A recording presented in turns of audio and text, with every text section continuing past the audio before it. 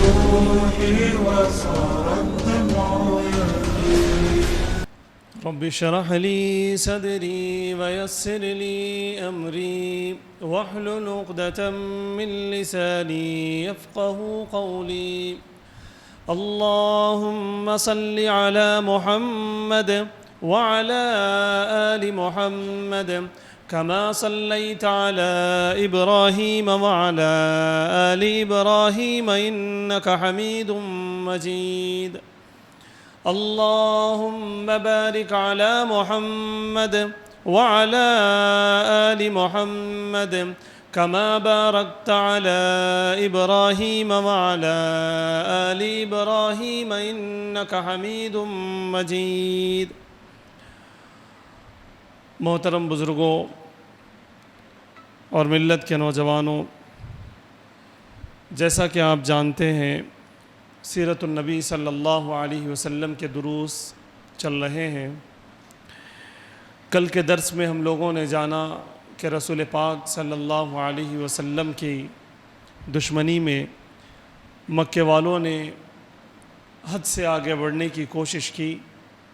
پھر اللہ کی طرف سے یہ فیصلہ ہوا کہ حضرت حمزہ اور حضرت عمر رضی اللہ تعالی عنہما نے اسلام قبول کیا، جس کی وجہ سے کفار کے زور کی گویا کہ کمر ٹوٹ گئی اور وہ نہتے ہو گئے۔ ان کے جو قدم تیزی سے آگے بڑھ رہے تھے وہ ذرا سا پیچھے ہو گئے، اور رسول پاک صلی اللہ علیہ وسلم کو ذرا سی راحت ملی۔ لیکن حضرت ابو طالب کو یہ خوف لگا ہوا تھا کہ رسول پاک صلی اللہ علیہ وسلم کے جان پہ کبھی بھی بن پڑ سکتی ہے۔ حضرت ابو طالب نے یہ دیکھا تھا کہ اللہ کے رسول صلی اللہ علیہ وسلم کو نعوذ باللہ ختم کرنے کے لیے اوپر سے پتھر ڈالا گیا، آپ کو زہر دینے کی کوشش کی گئی، آپ کے گلے میں رسی ڈال کر کھینچنے کی کوشش کی گئی۔ حضرت عمر نے ننگی تلوار لے کر اللہ کے رسول کو ختم کرنے کے ارادے سے نکلے۔ یہ سارے واقعات حضرت ابو طالب نے دیکھے، اور حضرت ابو طالب کے پاس بار بار لوگ آتے اور یہ کہتے کہ آپ اپنے بھتیجے کو سنبھال لو، ان کو بچا لو ہمارے سے، ہم ان کو کبھی بھی ختم کر سکتے۔ تو اس لیے حضرت ابو طالب کو بڑی فکر تھی اللہ کے رسول صلی اللہ علیہ وسلم کی کہ کہیں کوئی ایسی انہونی نہ ہو جائے کہ جس سے بہت نقصان ہو جائے۔ اس لیے حضرت ابو طالب نے بنی ہاشم اور بنی مطلب دونوں خاندانوں، دونوں قبیلوں کو بلایا اور جوڑا۔ اس میں وہ لوگ بھی تھے جن لوگوں نے وہ خاندان والے آہستہ آہستہ ایک گھاٹی ہے شعب ابی طالب اس کا نام ہے، تینوں طرف سے پہاڑ ہے، ایک طرف سے راستہ ہے، اس کے اندر محبوس ہو گئے، اس کے اندر چلے گئے، اس کے اندر قید ہو گئے۔ یہ شعب ابی طالب ہے۔ یہ سن 7 نبوی کا معاملہ ہے، ایگریمنٹ ہے 7 نبوی، نبوت کے 7ویں سال یہ معاملہ ہوا۔ 3 سال تک شعب ابی طالب میں صحابہ کرام اور اللہ کے رسول کے خاندان والے بند رہے، ان کا بائیکاٹ رہا۔ 3 سال میں یہ جو کچھ لے جا سکتے تھے اندر لے کے گئے، وہ کھاتے پیتے تھے اور اسی سے زندگی گزارتے تھے۔ آخر وقت میں ایسا ہوا کہ اتنا فاقہ ہوا کہ کھجور کے پتے کھا کر صحابہ اکرام نے زندگی گزاری۔ سیرت کی کتابوں میں صاف لکھا ہوا ہے پتے کھانے کی وجہ سے۔ عام طور سے لوگ یہ بات بیان نہیں کرتے، بیان کرنا اچھا نہیں لگتا، لیکن میں آپ کو بتا دوں کہ صحابہ اکرام نے کیسی مصیبت اپنے اوپر مول لی تھی۔ حالانکہ باہر سے وہ لوگ چیختے، چلاتے، پکارتے کہ دیکھو محمد سے وعدہ وفا نہ کرو، بے وفائی کرو، تم ایک خدا کو ماننا چھوڑ دو، محمد کو نبی ماننا چھوڑ دو، ہم تمہیں آزاد کر دیں گے، ہم تمہیں منہ بولے پیسے دے دیں گے، ہم تمہیں اناج دے دیں گے، سب کچھ دے دیں گے، خالی باہر آ جاؤ اور یہ کہو کہ ہم محمد کو نبی نہیں مانتے۔ یہ اعلان ہوتا تھا، لیکن کوئی بھی اس گھاٹی سے واپس نہیں آتے تھے۔ فاقے یہاں تک ہوئے تھے کہ کھجور کے پتے کھا کر صحابہ اکرام نے زندگی گزاری۔ میں نے جو بات کہی کہ عام طور سے لوگ بیان نہیں کرتے، بات یہ ہے کہ کھجور کے پتے کھانے کی وجہ سے صحابہ اکرام کو جو موشن آتا وہ انسانوں جیسا نہیں آتا، اونٹوں جیسا بکریوں جیسی مینگنیاں صحابہ کرام کو کرنا پڑتا اور اس سے بڑی تکلیف ہوتی۔ صحابہ کرام نے یہ بات واضح کی ہے۔ صحابہ کرام نے یہ تک بتایا کہ بچوں اور عورتوں کو بھوک سے تڑپنے اور چیخنے کی آوازیں باہر جاتی تو مکے والے اس پہ ٹھٹا مارتے، مذاق اڑاتے، دیکھو کیسا تڑپ رہے، لیکن پھر بھی محمد کا ساتھ چھوڑنے کو تیار نہیں ہے۔ لیکن 3 سال وہ اس میں بند رہے، بچے بھی بلکتے، عورتیں بھی چیختی پکارتی بھوک کی وجہ سے، لیکن اسلام سے پھرتے نہیں۔ لیکن نماز ہم نہیں پڑھیں گے وہ کبھی نہیں بولے، ہم روزہ نہیں رکھیں گے وہ نہیں بولے، ہم پڑوسیوں کے ساتھ اچھا سلوک نہیں کریں گے وہ نہیں بولے۔ انہوں نے کہا کہ اسلام نے، ایمان نے، جو رسول اللہ نے جو احکامات دیے ہم اس پہ 100% عمل کریں گے، چاہے ہماری جان ہی چلی جائے۔ بعض دفعہ یہ ڈاؤٹ ہوتا کہ بھئی 3 سال کیسا اندر رہے ہوں گے، کھانے پینے کی چیزیں اتنے کیسا تھے ہوں گے۔ تو 2 چیزیں ہم ذہن میں رکھیں، 2 چیزیں ہوئی۔ ایک یہ کہ حضرت ختیجہ رضی اللہ تعالیٰ عنہ کے رشتہ دار چوری چپ کے کچھ اناج بھیجا کرتے تھے، چوری چپ کے کچھ اناج، اس لیے کہ ان کا خاندان بڑا باعزت خاندان تھا، مالدار خاندان تھا، پیچھے کے راستے سے اشاری کر کے ایسا تیسا ان کے پاس بھیجا جاتا تھا۔ کچھ گندم کا اور گیہوں کا ذکر آتا ہے کہ ابھی کچھ گیہوں بھیج دیے، کچھ پانی بھیج دیے، ان کے خاندان والے بھیجتے تھے۔ یہ ایک بات۔ اور ایک بات یہ کہ جیسا کہ سیرت شروع ہونے سے پہلے میں نے آپ حضرات کے سامنے باضابطہ ذکر کیا تھا کہ ایسے گئے گزرے زمانے میں بھی کچھ لوگ ایسے تھے جو انسانیت دوست تھے، جو انصاف پسند تھے، ایسے لوگ جو ظلم ہونا نہیں چاہتے تھے، جو چاہتے تھے کہ ظلم نہ ہو، جو چاہتے تھے کہ زیادتی نہ ہو، ایسے بھی کچھ لوگ تھے، وہ لوگ بھی چوری چپ کے کچھ نہ کچھ اناج بھیجا کرتے تھے۔ تیسری بات یہ کہ اس وقت بھی اشہر حرم 4 مہینے ایسے ہیں اسلام میں بھی اور اسلام سے پہلے بھی جن مہینوں میں جنگ بند کر دی جاتی تھی، جن مہینوں میں بیکاٹ بند کر دیا جاتا تھا، جن مہینوں میں امن و امان دے دیا جاتا تھا۔ تو ان 3 سالوں میں وہ 4 مہینے صحابہ اکرام گھاٹی سے باہر آتے اور اپنا کاروبار کر لیتے، اپنا بزنس کر لیتے، اپنی کھیتی کر لیتے، اس سے جو بھی ہوتا وہ لے کے اندر چلے جاتے۔ تو اس طرح سے صحابہ اکرام کے لیے 3 سال قید میں رہنا ممکن ہوا۔ عام طور سے وقت نہیں رہتا اس لیے یہ بات بیان نہیں کرتے، تو شکوک و شبہات آ سکتے ہیں کہ 3 سال کیسے زندہ رہے بغیر پانی کے، بغیر کھانے کے۔ تو یوں یہ 4 مہینے کا موقع ملتا اور حضرت ختیجہ کے رضی اللہ تعالیٰ عنہ کے جو خاندان والے تھے وہ بھی کچھ بھیجا کرتے، اور شرفا بھی تھے وہ بھی کچھ چوری چپ کے بھیجا کرتے تھے، جس کی وجہ سے صحابہ اکرام زندہ رہ سکے یہ 3 سال۔ شعب ابی طالب میں بند رہنے کے بعد 3 سال کے بعد سن 10 نبوی میں یہی جیسا کہ میں نے آپ کو بتایا کہ کچھ لوگ تھے جو شریف لوگ تھے، ان لوگوں میں سے ایک نے ایک سے، پھر دوسرے سے، پھر تیسرے سے، چوتھے سے 5 لوگوں نے آپس میں مشورہ کیا کہ بھائی ان خاندان والوں کے ساتھ جو ہو رہا وہ غلط ہو رہا، ایسا تو نہیں ہونا چاہیے۔ 3 سال ہو گئے، مکمل بیکاٹ ہے، ان سے کوئی بات چیت نہیں، ان سے کوئی لین دین نہیں، ان سے کوئی شادی بیاہ نہیں، یہ بہت غلط ہو رہا ہے، یہ تو نہیں ہونا چاہیے۔ 1 سے 2، 2 سے 3، 3 سے 4، 4 سے 5، 5 لوگ ملے اور ان لوگوں نے کہا کہ بھئی کچھ نہ کچھ کرنا چاہیے۔ ان لوگوں نے آپس میں مشورہ کیا، ایک پلان کیا، ایک اسکیچ ڈالا اور کہا کہ کل صبح ہم لوگ کعبۃ اللہ کے پاس جائیں گے اور جا کے جو ہے سلیقے سے گڑبڑ کرنے کی کوشش کریں گے۔ اور ان سب چیزوں کی بات اللہ کے رسول صلی اللہ علیہ وسلم کو وحی کے ذریعے سے بتا دی گئی، اور یہ بھی بتا دیا گیا کہ خانہ کعبہ پر جو کتبہ لٹکا ہوا ہے، جو ایگریمنٹ لٹکا ہوا ہے، اس کو دیمک چاٹ لے گی۔ وہ معاملہ ایسا تھا کہ اگر اس کو کوئی پھاڑ دے، کوئی بھی نکال دے، یا دیمک چاٹ لے، یا طوفان سے ختم ہو جائے، اگر وہ وہاں سے ہٹ گیا تو ایگریمنٹ ختم ہوتا، یہ معاملہ تھا۔ وہ جب تک وہاں لٹکا رہے گا اس وقت تک کوئی اس کے خلاف نہیں کر سکتے۔ اللہ کے رسول صلی اللہ علیہ وسلم کو یہ پوری داستان وحی کے ذریعے سے بتا دی گئی کہ ان لوگوں نے پلاننگ کی ہے، وہاں پر گڑبڑ ہوگی، اور یہ بھی بتا دیا گیا کہ خانہ کعبہ پر جو اگریمنٹ لٹکا ہوا ہے اس کو دیمک چاٹ لے گی، سوائے اللہ کے نام کے اس کے اوپر کوئی چیز باقی نہیں رہے گی۔ بہرحال صبح یہاں پر گڑبڑ شروع ہوئی، ایک صاحب بولے کہ یہ جو ہو رہا یہ بالکل غلط ہو رہا، ایسا تو نہیں ہونا چاہیے تھا۔ تو دوسرے صاحب جو پلاننگ کے ساتھ آئے تھے انہوں ذرا دور بیٹھے ہوئے تھے، انہوں بولے نہیں بالکل آپ صحیح بول رہے، یہ تو نہیں ہونا چاہیے، یہ ظلم ہو رہا۔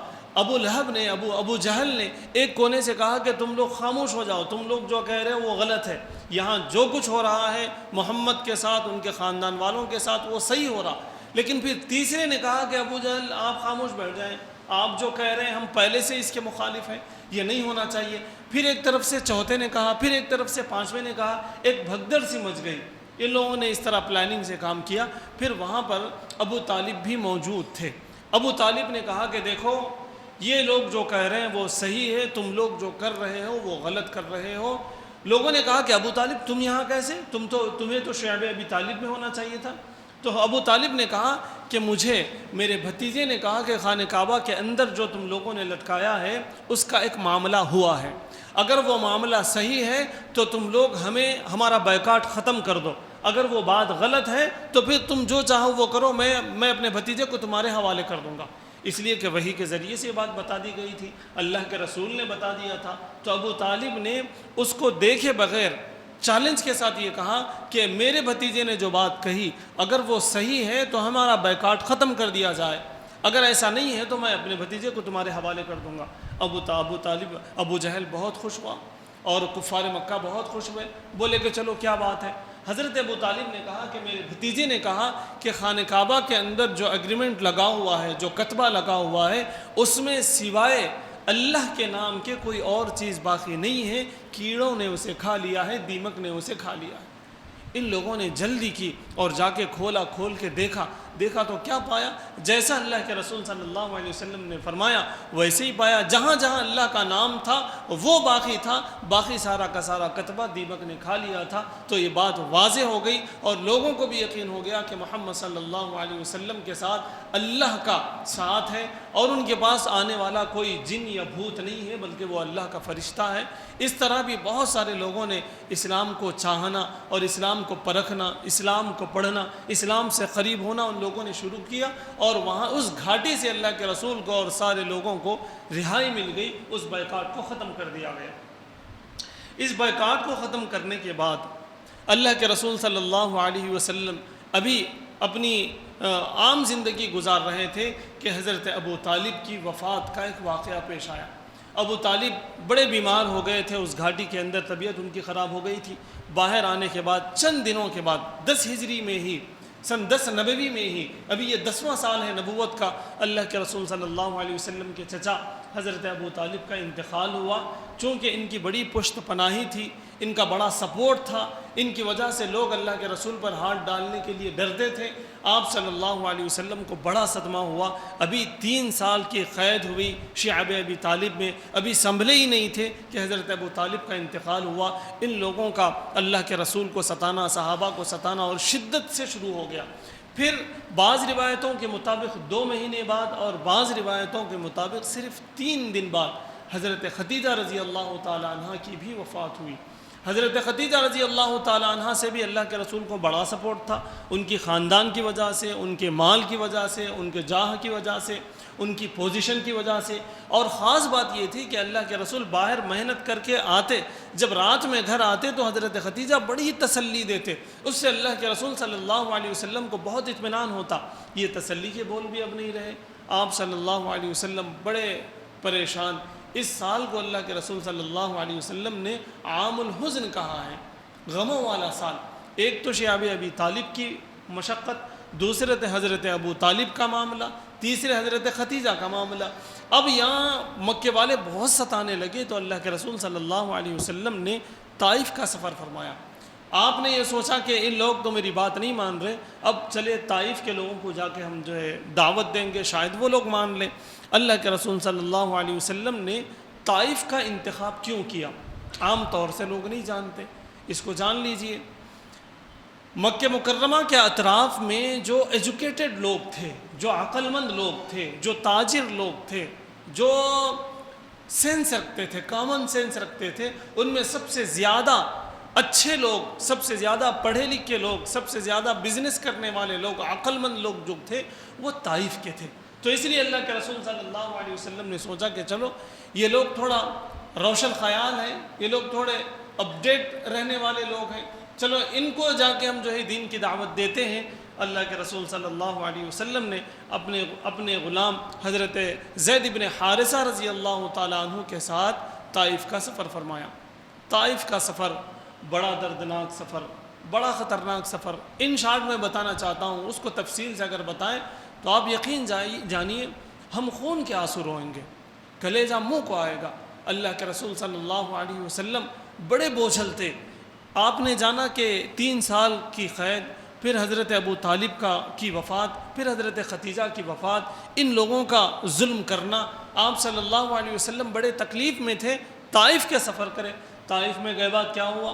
ایک ایک سردار کے پاس گئے، ایک ایک سردار کے پاس گئے، سب کے نام، سب کے قبیلے سیرت کی کتابوں میں موجود ہیں، لیکن ان میں سے ایک نے بھی اللہ کے رسول صلی اللہ علیہ وسلم کی بات نہیں مانی۔ کسی نے کہا کہ تم ہی ملے تھے نبی بنائے جانے، کسی نے کہا کہ فرشتے کو نبی بنایا جاتا، تمہارے کو کیوں بنایا گیا؟ کوئی کہتا کہ بھائی ہمیں کہیں کو نہیں بن گیا نبی، ہمارے قبیلے سے کیوں نہیں بنا، تم ہی کیوں بنے نبی؟ عجیب عجیب جواب ان لوگوں نے دیے، لیکن کسی نے ماننے کے لیے تیار نہیں ہوئے۔ اللہ کے رسول صلی اللہ علیہ وسلم نے ان سے یہ کہا کہ دیکھو ٹھیک ہے، تم لوگ نہیں مانتے، ٹھیک ہے، لیکن خدا را تم لوگوں نے میری بات نہیں مانی، یہ انفارمیشن مکے تک جانے مت دو، ورنہ وہ لوگ مجھے اور ستائیں گے، مجھے تانے دیں گے۔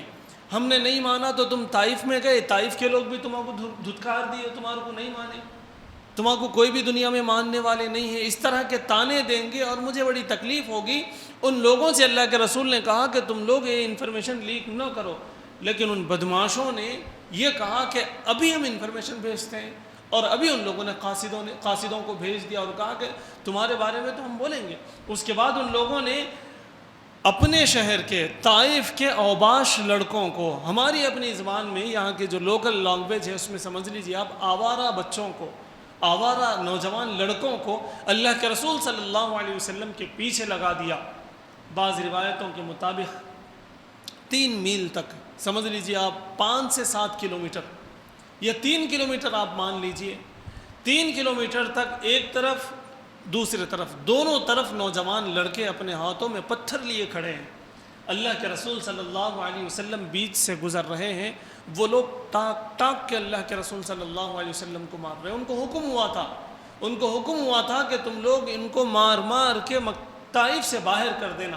اللہ کے رسول صلی اللہ علیہ وسلم کو پتھروں سے مارا جا رہا، حضرت زید بن حارثہ ادھر آ رہے تو ادھر سے مارا جا رہا، ادھر بچانے آ رہے تو ادھر سے مارا جا رہا۔ بعض روایتوں کے مطابق میرے دوستوں اور نوجوانوں، اوجواش لڑکے، وہ نوجوان لڑکے پتھروں سے پنڈلیوں پر ٹاک ٹاک کے مارتے، نشانہ بنا کے مارتے، آپ صلی اللہ علیہ وسلم کی پنڈلیاں ہٹ جاتی۔ اس سے بڑا درد اللہ کے رسول کو ہوتا۔ یوں اللہ کے رسول کو پتھروں سے مارا گیا، آپ صلی اللہ علیہ وسلم کے سر سے، بدن سے، گھٹنوں سے، ہر جگہ سے خون نکل رہا، یہاں تک کہ آپ کی جوتیاں خون سے جم گئی، خون آپ کا جوتیوں میں جم گیا۔ آپ یہ لفظ کئی بار سنے ہوں گے اور ایسے ہی سن کے چلے گئے ہوں گے، ارے بھائی کئی مار لگا تو وہاں سے خون کا ٹپکنا کتنا مشکل ہے، کتنا خون نکلا تو ٹپکتا، اور ٹپکتے ہوئے نیچے تک جانا اور جوتیوں میں جم جانا، کتنا زیادہ خون نکلا ہوگا تو جوتیوں میں جا کے جمع ہوگا اللہ کے رسول صلی اللہ علیہ وسلم کا خون مبارک۔ آپ صلی اللہ علیہ وسلم کو غشی آتی تھی، چکر آتی تھی۔ آپ صلی اللہ علیہ وسلم نے ارشاد فرمایا تھا کہ میرے اندر جنت کے 40 نوجوانوں کی طاقت ہے۔ اتنی زیادہ طاقت ہونے کے باوجود اللہ کے رسول کو چکر آ رہی تھی۔ حضرت زید بن حارثہ کندھے کے ذریعے سے اللہ کے رسول کو سہارا دے رہے تھے، ایک دیوار سے لے کے بیٹھ گئے اللہ کے رسول صلی اللہ علیہ وسلم، چکر آ گئے۔ تو اتنا اللہ کے رسول صلی اللہ علیہ وسلم کو تکلیف دی گئی۔ وہاں سے جب واپس ہوئے، اللہ کے رسول صلی اللہ علیہ وسلم نے اس سال کو عام الحزن کہا، غموں والا سال، شعب ابی طالب میں بند کیا گیا۔ پھر آپ صلی اللہ علیہ وسلم کے چچا حضرت ابو طالب کا انتقال، پھر حضرت ختیجہ کا انتقال، پھر طائف کا ناکام گویا کہ ایک سفر ہوا۔ اللہ کے رسول صلی اللہ علیہ وسلم نے اس سال کو عام الحزن کہا۔ پھر اس کے بعد اللہ کے رسول صلی اللہ علیہ وسلم کی تسلی کے لیے اللہ رب العزت نے کیا کچھ کیا، اس کو انشاءاللہ ہم آگے کے درس میں انشاءاللہ جاننے کی کوشش کریں گے۔ اللہ تعالیٰ سے دعا ہے کہ اللہ تعالیٰ ہمیں سیرت النبی صلی اللہ علیہ وسلم کو پڑھنے، سننے، سمجھنے اور اس پر عمل کرنے کی توفیق عطا فرمائے۔ وآخر دعوانا ان الحمد للہ رب العالمین۔